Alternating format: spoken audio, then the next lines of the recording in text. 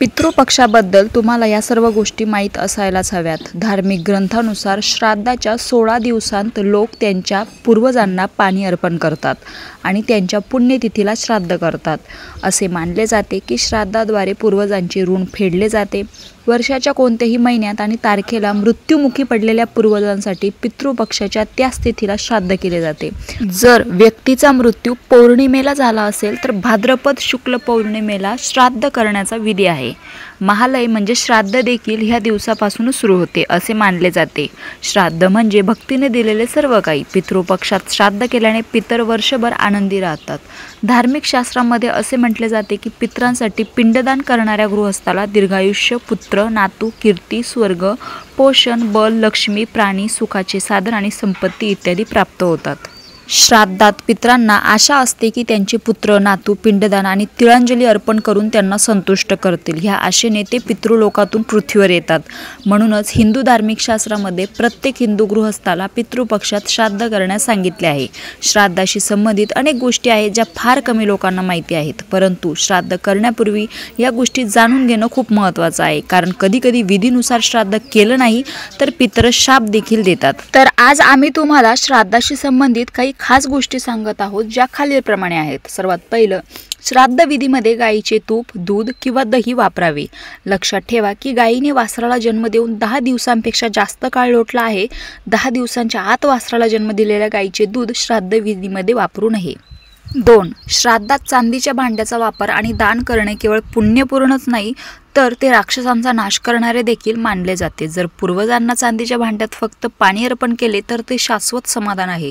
जर अर्धपिंड आणि पूर्वजांना अन्न देण्यासाठीची भांडी देखील चांदीची असतील तर ते आणखी चांगले मानले जाते.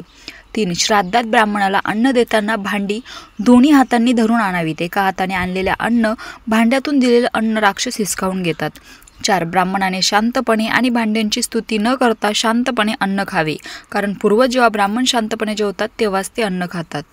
5. शस्त्रांनी मृत्युमुखी पडलेल्या पूर्वजांचे श्राद्ध मुख्य तिथी व्यतिरिक्त चतुर्दशीला करावे. यामुळे ते आनंदी होतात. श्राद्ध गुप्तपणे करावे. जर पिंडदान सामान्य किंवा नीच लोकांच्या नजरेत पडले तर ते पूर्वजांपर्यंत पोहोचत नाही.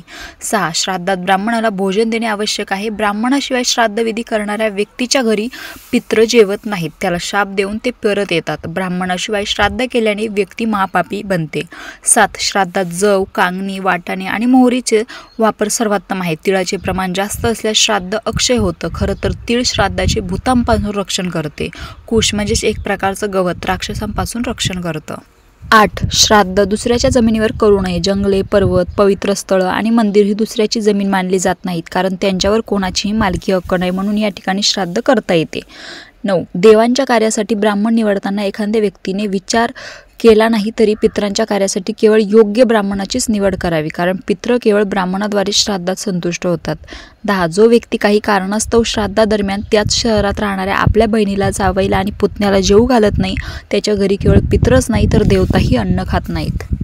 11. जर एखादा भिकारी श्राद्ध करताना आला तर त्याला आदरानं जेवू घालावं. अशा वेळी घरात येणाऱ्या भिकाऱ्याला हाकलून लावणाऱ्या व्यक्तीचे श्राद्ध कर्म पूर्ण मानले जात नाही आणि त्याचे फळही नष्ट होते.